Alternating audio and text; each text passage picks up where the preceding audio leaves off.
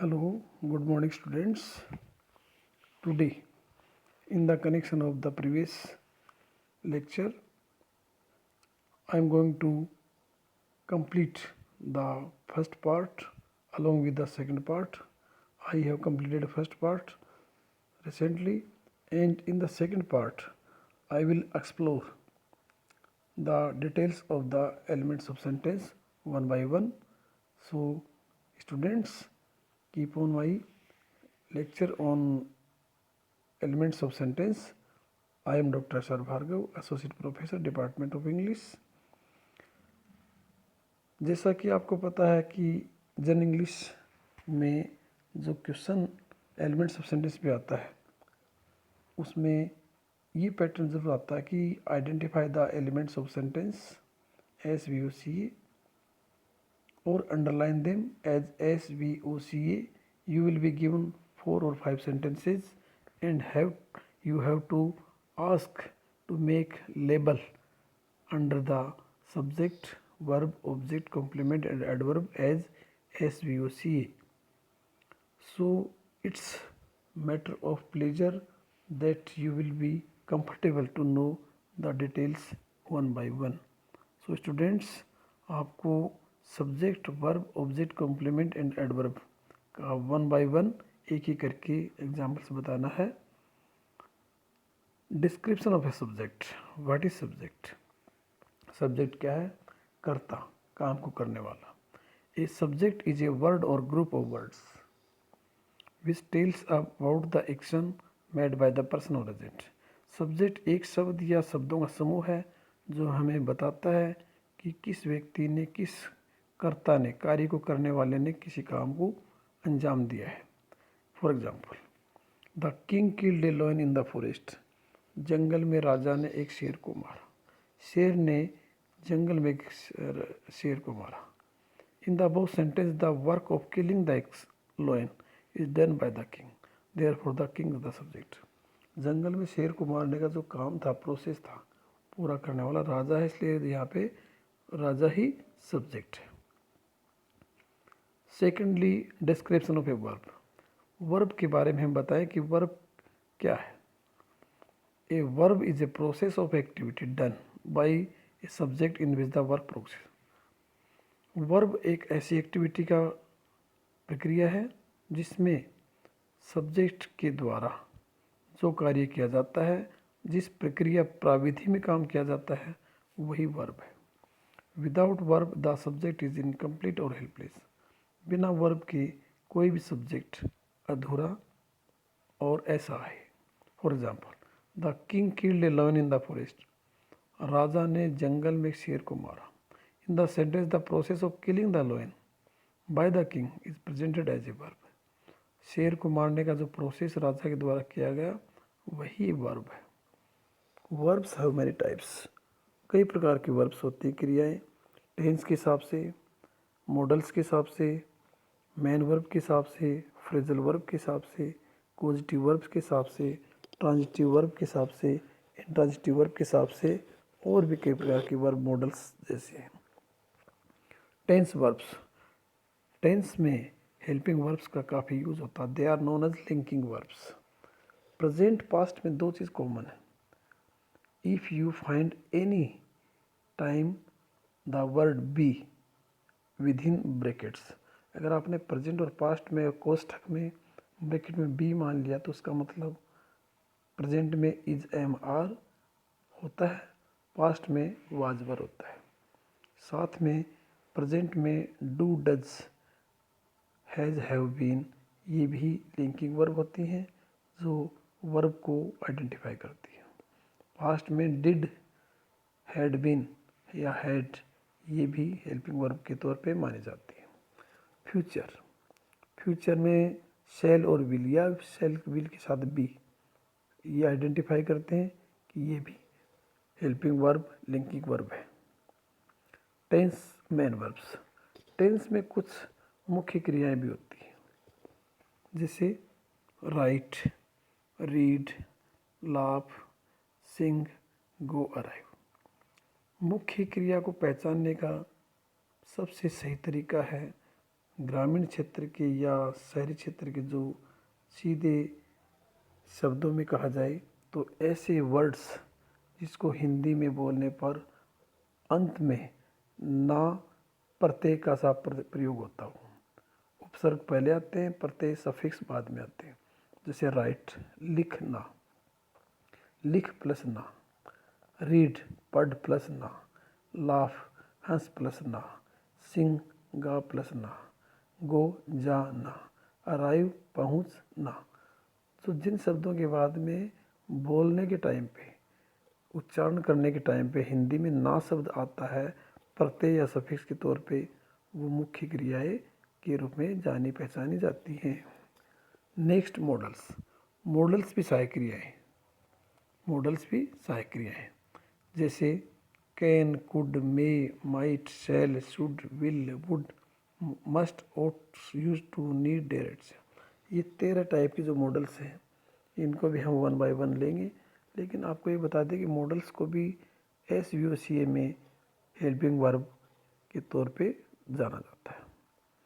Next है transitive and intransitive verbs. क्रिया को पहचानने के लिए कुछ सकर्मक और अकर्मक क्रिया होती है। ट्रांजिटिव वर्ब्स और सकर्मक क्रिया, those verbs that have objects, ऐसी सकर्मक क्रियाएं जो कि ऑब्जेक्ट के पहले आती हैं। With the help in making passive voice of active voice sentences, इनकी मदद से, ट्रांजिटिव वर्ब की मदद से हम पैसिव वॉइस बना सकते हैं। पैसिव वॉइस कब बनते हैं?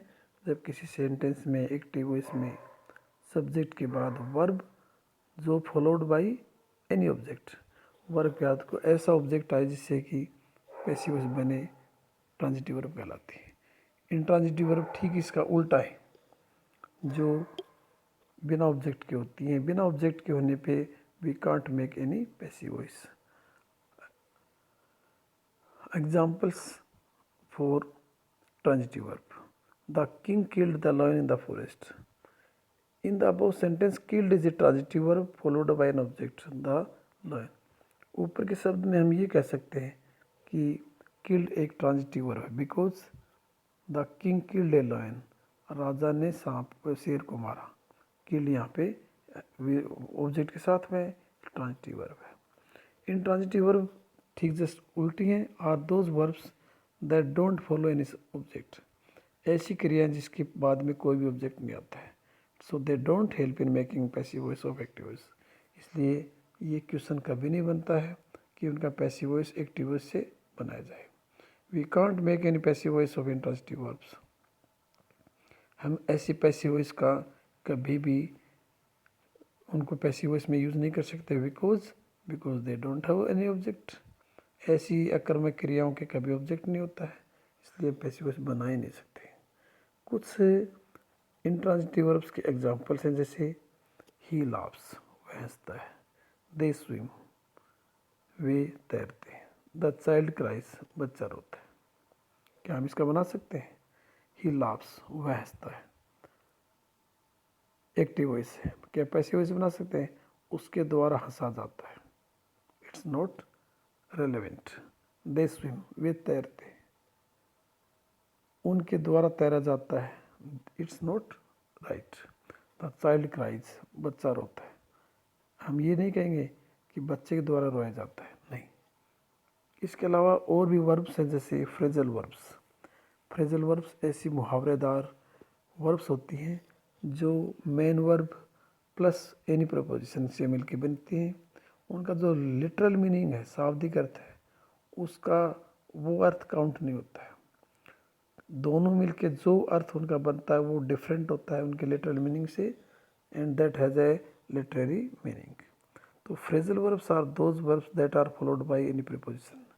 The meaning of actual words are not same but changed after their combination. ऐसे फ्रेजल वर्ब्स में जो मुख्य वर्ब के बाद प्रीपोजिशन आता है, वास्तव में एक्चुअल वर्ड्स का जो मीनिंग है वो वह नहीं रहता है, that's changed after their combination. Combination के बाद उनका अर्थ चेंज आता है। जैसे take after, set up, get along, make out, bring up. ये फ्रेजल वर्ब्स हैं जिनका लिटरल मीनिंग डिफरेंट है but we have to use literary meaning. Take after जैसे हम से कल होना, रिजेंबल, सेटअप, एस्टाब्लिश स्थापित करना, गेट अलोंग मेक प्रोग्रेस उन्नति करना, मेक आउट टू अंडरस्टैंड समझना, bring up foster feed educate पालन पोषण करना। सबका अर्थ डिफरेंट हो जाता है प्रीपोजिशन लगने के बाद। इसके बाद आते हैं पॉजिटिव वर्ब्स। पॉजिटिव वर्ब्स जैसे कि नाम से लगता है, they are related to cause reason, किसी कारण या वजह से संबंधित। Verbs that show the reason that something happened, ऐसी क्रियाएं जो कारण से ये बताती हैं कि उनके साथ कुछ हुआ है। They don't indicate something the subject did for themselves, वे ये नहीं बताती कि जो सब्जेक्ट्स जिन्होंने उनके लिए कुछ किया है, but something the subject good someone, लेकिन ऐसी चीज़ जो कुछ के लिए कुछ के द्वारा कर दी गई है। Something else to do for them, या किसी ने उनके लिए काम करने होने की वजह मानी है। पॉजिटिव वर्ब्स कौन सी होती हैं, जैसे let, make, have, get, cause and help. ये पॉजिटिव वर्ब जिसकी मदद से हम बनाते हैं। फॉर एग्जाम्पल हम ये कह सकते हैं, जैसे कोई व्यक्ति ये कहता है कि वह हंसा, हम कहेंगे ही लाफ्ड। लेकिन हम जब ये कहें कि उसने उसे हंसाया, ही मेड देम लाफ, ऐसे में आपको मेड शब्द का यूज करना पड़ेगा जो पॉजिटिव के लिए सूटेबल है। Second, the teacher goat the work done, teacher ने काम करवा के प्राप्त किया, डन बाय अदर्स, टीचर के कहने पे जो काम हुआ उसमें टीचर को रेसिपिएंट माना गया, जबकि काम करने वाला और थे। इसलिए जो वर्ब्स हैं वो काफ़ी इम्पोर्टेंट होती हैं।